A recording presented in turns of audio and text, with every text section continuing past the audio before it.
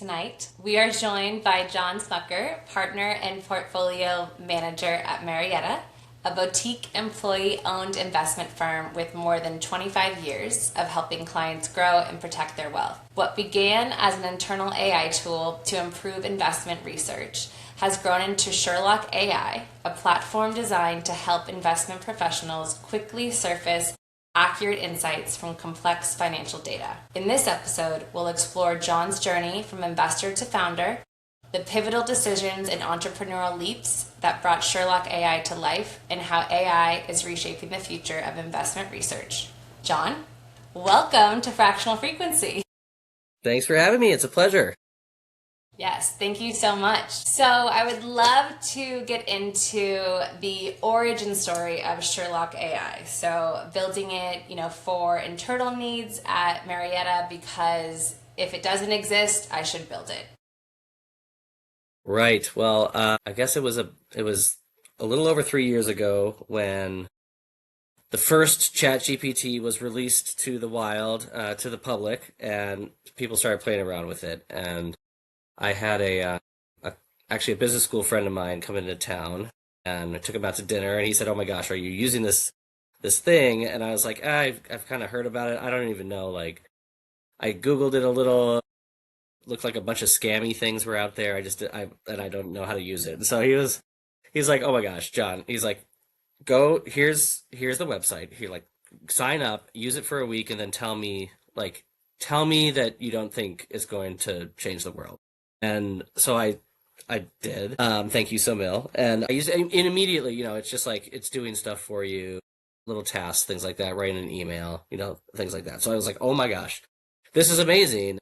And I'm sure it's 100% accurate all the time, and I'm going to use it for for all this stuff. And then, you play around with it for 15 minutes, and it starts just messing up left and right, right? So I think I was like, wow, well, it like, let me learn more about it. So I dove into like the research papers that they were writing about, like all of the math behind it, all of the things behind it, how they built it. And I was like, this should work.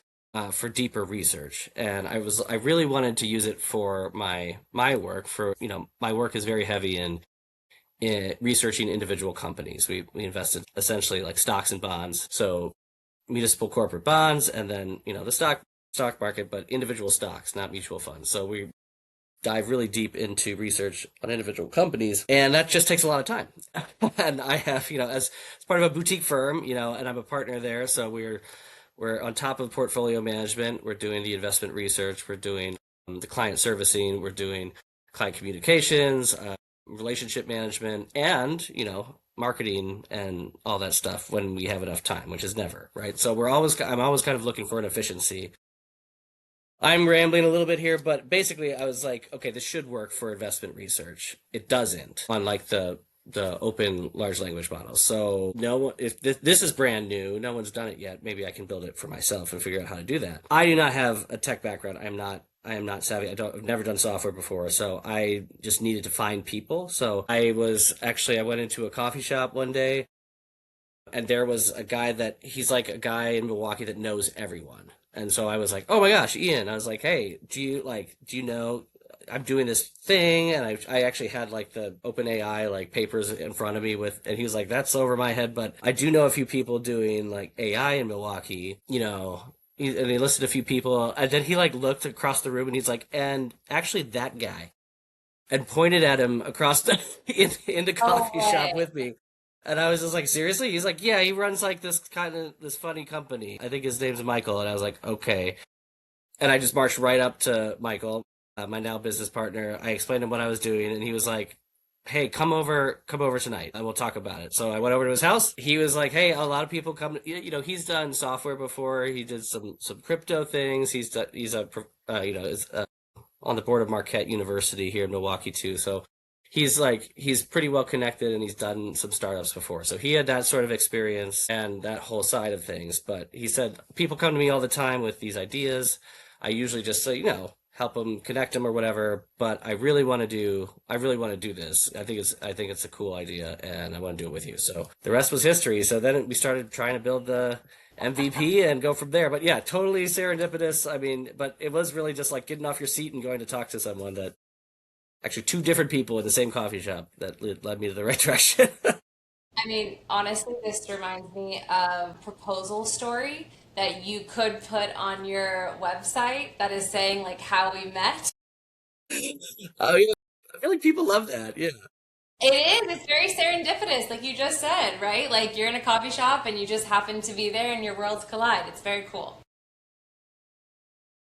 So now that you're on your way to the founder journey, what about the journey has surprised you or felt different from what you expected?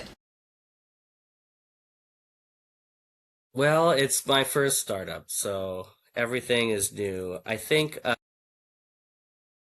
maybe what I wasn't expecting was like the highs are so high when you make a breakthrough or you get like the result that you've been like grinding away at. It is like no other feeling I've ever felt. It's incredible, like the adrenaline you get, like it's amazing. The lows are so low when it totally misses or you're miscommunicating with the software team or they're just like we can't like this can't be done or whatever it is and like this whole project is a waste of time, a waste of money. It's not going to work and everything. Like it's the highs and the lows definitely are pretty insane. That's relatable. I feel like previously you're constantly on the go or constantly going from meeting to meeting. But I think when you're in the position now that we are, it's slower. So then when you feel something, you really feel it because you don't have the next thing to really occupy you, right? So yeah, I resonate with that. Yeah, there's always more. I mean, there's always more to do and build and everything, but it is very much. I mean, we're a really small team, so we're picking our spots. And when one of those spots doesn't work, oh my gosh, it's just like a disaster. But then you keep pushing, and you get a breakthrough, and like it's the best thing that happened to you all year. So Yeah. So, John, asking for a friend, how do you try to mitigate like going too low, right? Because I think this is, like Jenna said, something that resonates. Sometimes when you start to get too low, you can go down to a dark place and it can be hard to pick yourself back up. So, any like thoughts or tips on how you manage that in yourself? I mean, staying busy and keep talking to people. I think there's been a few times where I was like, this is just crap. It's never going to be good. And then I had to schedule like someone to see it, a friend or acquaintance, and then they see it and they're like, "Whoa, this is really impressive." Yeah, it is. We're building something cool. Like maybe this, maybe I'm disappointed. It's never going to be good enough for me. I know it won't. Is Yeah, I think just keep talking to people and fresh eyes are always good too, especially in software. It's like someone that hasn't seen it, they're like, "Whoa, what you're doing here is I can't believe pulling this off," and then it is uplifting. Yeah, it's a kind of a reminder. And that makes a lot of sense. I think a lot of founders are absolutely their own worst critic. And so their lens is so much more detailed, and the expectations they have for themselves and for their team are maybe so high that anybody else is still impressed, even with the warts as you're kind of working through it. That's great advice. No, sorry, Jenna. I know you've got some more questions, but I just had to jump in there because it sounds so familiar. No, and something you didn't say, but what I think, I mean, how I'm interpreting it is that like one conversation or one bad thing shouldn't basically ruin the day or make you think that what you are trying to build is like wrong, right? It's like, okay, that was one person. So it's like on to the next, right? So being able to just remember like what you are doing, and at the end of the day, like no one can please everyone, right? So you just keep pushing what you're wanting to do. I know you didn't say that, but that's what I was interpreting. I mean, yeah, definitely keep pushing. Like rejection's part of it, but Yeah. it is yeah, that like the rejection lows aren't quite as low. I always get a little miffed. This could really be helping them, but They but don't then know. it's yeah, for me it was more on like the development side when it was just like something just wasn't happening correctly or whatever, or just blow past a deadline and you're way late on something and you're just like we're never going to get this done. That kind of stuff really, that's where I think I hit the lower points. Well, in terms of your, let's say funding philosophy, are you funded or bootstrap? We're bootstrapped, and Okay. this was a decision with me and my business partner. And I don't feel super strongly one way or the other, though. I know you said this is maybe a hot topic and people dig in on it, but like, I mean, I think for me, like bootstrapping is nice. Like that we can go at our own pace, but that's a double-edged sword, right? Where it would probably be going a lot faster if we had funders and board members and things like that. We can really build it the way that we want, because at the end of the day, I'm building a tool for me to use for myself, for my work. So that's where I'm the expert that I'm building it for. So if we had a lot of other people involved or other investors, they'd be like, "Oh, well, you should do this, you should do this, you should do this," and like some of that, like maybe that would be good advice. But if it's like this allowed us to be very focused, I think, and so now I've built a really cool tool. I'm just trying to find other people like me, portfolio managers that are invested in individual stocks and looking, especially if they have like a small research team, small analyst team, or maybe no analyst team, that type of person really built a great tool very specifically aimed at them. So I think, would I love a direct sales team? Yeah. Do I have one? No, we're bootstrapped, so I think that's where the trade-offs come. Would you say that you knew that right away, or was it something that evolved into that opinion? Definitely evolved. I think that's out of experience for sure. And, you know, I I'm not I'm also not good at like pitching the product because I never had to pitch to investors. I just made I just think there are definitely trade-offs. We're in a situation here where we've been able to pull off like building a very focused, very useful product that I used every day. So which is awesome. So we're kind of gearing up for that next step now, and I'm kind of realizing that we don't have that personnel staffing to do this direct outreach that we need, where we certainly would if we had gone the investment route. But I don't know if we would have built like this specific of a tool kind of on our own timeline. I think that would have been a lot more stressful. So do you think it plays, if you were to have, let's say, the funding route, would it, I guess you kind of said this, but would it impact the speed and the way at which you'd wanted it to go? Or would it, just given the, intensity, but also speed at which AI is constantly evolving too? Yeah, given I mean, you'll never know, but my guess would be that it would have happened a lot faster and maybe the tool would not have been as good. And I can say that because as a portfolio manager, I get pitched AI tools all the time that are supposed to help us do research. I've yet to find one that I can't find a mistake in within the first 5 minutes of using it. And so there's a lot of like highly priced stuff out there that's just AI slop. And I'm sure it's because they raised hundreds of millions of dollars and they need to like get something out there and get some people paying for it. And they're just throwing stuff at the wall. And that to me would be, that's not how we built it. I don't know if that would have been the way I wanted to go at first. Yeah. So let's pick your brain about that, if you don't mind, Jon. You mentioned a ton of other tools coming to market. I think this is sort of like the beauty and also the risk of AI being so accessible. The barriers to entry for entrepreneurs to build something without a lot of information or domain knowledge or engineering expertise is lower than it's ever been. So you've got all of this noise around you. Explain to us what makes your tool different, what makes the accuracy and the impact and value so different from all these others. We built an AI tool, but we hate AI.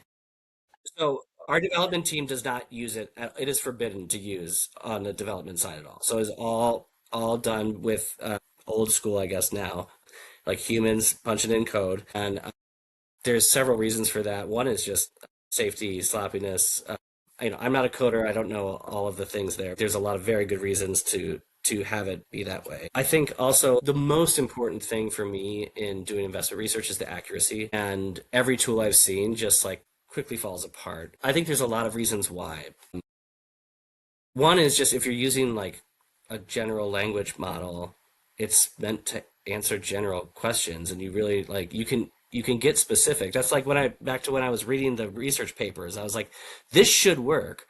But I think when you have all these different inputs all over the place and you have people prompting different prompts and you're trying to accommodate for all of that, it becomes really difficult, right? The number of potential answers is just like infinite instead of what are the EBITDA margins over the last 5 years? Like that's a very specific question, right? So I think what we did with Sherlock is we took out prompting. So we just have buttons and you click in buttons and then so you get the same answer every single time. We've also mapped every single variable that when you click a question, it knows exactly what data it needs to answer that. And then we've like mapped to that very specific data, pulling the correct data and then having context around the variables that it's talking about. So like just really guiding the LLM to be so very, very specific. And I think that's where we're getting just better outputs than you could ever do with the general language model. Even if you write a 10-page prompt in Claude or whatever, honestly, like they've gotten a lot better in the last 3 years. I'll be the first to admit that. Still not perfect, and you kind of need perfect in the industry I'm in. So that's a little bit of how we're getting there. It's like it is truly like mapping behind the scenes, and then just taking away the prompting. I think does a ton to get like that specific information that you need. That it sounds really familiar and makes a lot of sense. And I've spent my whole career in finance and fintech. And so that's probably partly why I've been around people who are making all of these decisions on behalf of customers. There's a lot of gravity to that. But maybe for the benefit of listeners who have not been in those environments, tell us a little bit about what's at stake if a portfolio manager or an investment advisor is making decisions with incomplete or inaccurate information. What could that mean for their end customers? I mean, it'll cost you money. It could potentially cost you money, right? If you're making decisions based on inaccurate information, and you can't go after Claude, like you were the one being lazy using, using the LLMs or whatever. So I mean, or maybe not lazy, just trying to be efficient, right? With your time and resources. But if you're not careful enough doing that, it can cost real dollars. We're in the trust business with our clients. And when you do something like that, because you're taking a shortcut, you lose credibility with your client and you're very likely not going to be a client for very long, much longer. So I think that's what's at stake. Even if you're like an analyst and you're pitching to just a portfolio manager and they're ultimately going to make the decisions for the client and you have some of these inaccuracies that come through just because you're trying to do stuff really quickly or whatever. I mean, that hopefully there's a catch it, there's some feedback that you can catch it. But if not, like that can cost you credibility with your investment team, and then ultimately it's hard to recover from that. Yeah, that makes a lot of sense. And so you mentioned that, your target audience is really busy. They've got a lot going on. And I'm not surprised. I'm actually reminded one of the first groups that I supported in my career was an investment management group. And there was a portfolio manager. And I could not get a hold of that guy to save my life. And I actually, at one point, I was trying to hire for him.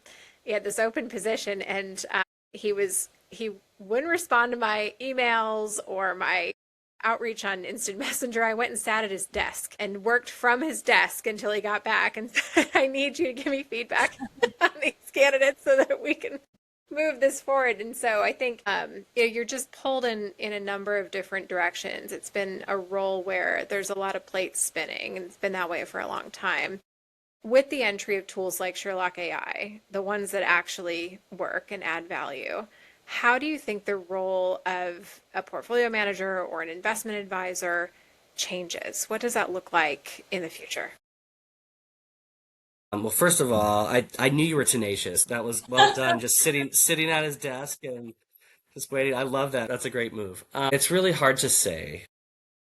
I think portfolio managers on one hand can do even more, right? So I can be even more informed. With Sherlock, I have 5,000 stock write-ups at the click of a button right now. So it's just like click, boom, like here it is. So I can do more than that. I don't have to wait for a research analyst or something or an investment team meeting to like cover it. So I have that at my fingertips.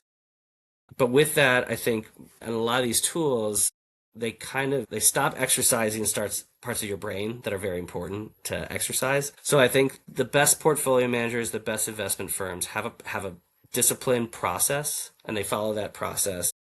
We're always looking for technology to kind of improve and make that more efficient. We're not trying to take away from the magic or the art or whatever it is, those muscles in your brain that make the process meaty and work. I'm not sure if that answers your question, but I think more and more tools are going to come out and make it more efficient. And I think you just have to be very intentional with the tools that you're using to make sure it's not just hitting a pain point for you, but also hitting one that isn't essential to replacing an essential like brain function. I like the way that you describe that. I think, as I consider even parts of my day to day where, it feels like you're challenged always about should you be spending your time doing this manually or should you be leveraging some sort of a tool to get it done for you? And there's almost kind of like an internal tug of like, actually, no, that like there are certain things where there's a little bit more imagination or magic that happens that I don't know if it can be replaced, at least not today. Yeah, and I'd say going down a little bit of a rabbit hole, I think my biggest concern with AI and everything is not replacing jobs or anything like that, but we live in a time that we skilled up and became experts in our own fields without AI. So we know what we're talking about. So when this AI slop comes back, we're like, no, that's wrong, and we can fight with it. I worry that if you're growing up and you're just like, okay, just take it for what it is and then move on, that's a very like low conflict, faster way of doing things, but it's worse. So and I think that's where like at what point do you lose like the pushback? And I think they've done some studies already. I forget what profession it was. I'll just throw doctors under the bus. But basically they said like doctors plus AI did have slightly better like diagnosed outcomes, but then when they took the AI away, the doctors had a way worse rate of success rate or accuracy rate than they did before the AI, right? So I think it does become a crutch. We start to lean on it a lot, and I think that's what I think worries me a little bit more than the other stuff. Yeah. I could probably get lost in a whole conversation about this. We just welcomed a little pack of high school aged interns who are going to support some kind of things that we have going on in the background, some social work and things like that. And I have to say, in my first interaction with them, the impact of just the world that they've grown up in, think about like the pandemic era high school experience, plus all of the entry of AI, it makes for a very different 18-year-old than I have ever seen before. And I think there are certainly some things to consider there for the world at large. Yeah, I mean, I've got a 2-year-old at home, and she won't know a world without Yeah. AI of some sort. Yeah, it's wild. I remember before the internet. Yes. Yeah, like going to the library and having I am not old enough to have like had to, go through the encyclopedia at the college level, but I remember there was like this closed system research database. You didn't Yeah. just go on the internet. Like you had to go to the library and like use some sort of a login key and get into the information. So Yeah, it's changed JSTOR. so much. Yeah. Yes. Well, John, we usually end with one piece of quick hit advice. And so I would love to ask you, as you consider founders in finance or financial services who are building products that are either AI centered or that leverage AI, what would you ask for them to consider? Can we just stop trying to repackage Chat GPT and Chat GPTs? And can we come up with like I think like the tools are so cool that like the capabilities are really awesome. I would say that like we don't need another thing where I can a sandbox where I can type in any prompt. Like we already have that. I'd say the one thing is like do not forget about how important customer privacy is in the financial sector. If our client data gets out there, again, like we don't have a client. It's a trust business, right? Remember the business that you're in is a trust business. And so that is one really important one for me is the second that, an AI tool, because we look at them all the time at Marietta. The second they're like, oh yeah, it'll live in your system and like do the blah. We're like, nope, you're out. Like, I'm not looking for another vendor to be close to our clients' private information. So I'd say that's, if you're a founder, that has to be top of mind, I would say, to get adoption. I think really wise words. And so, Jon, if anybody's interested in learning more about you or Sherlock AI, where can people find you? Find me on LinkedIn, Jon Smucker, Also, you can, the website is Meet Sherlock, meet Sherlock.ai. And if you go on there and you click contact and fill out your info and say you heard me on the podcast, I'd be very happy to give you a demo week and show you around. So it'll be great to meet people. Awesome. Awesome. Well, thank you so much, Jon. It's been lovely to chat with you again. Thank you so much for taking some time with us, and I'm sure we'll chat soon. You as well. All right. Take care. All right. Bye.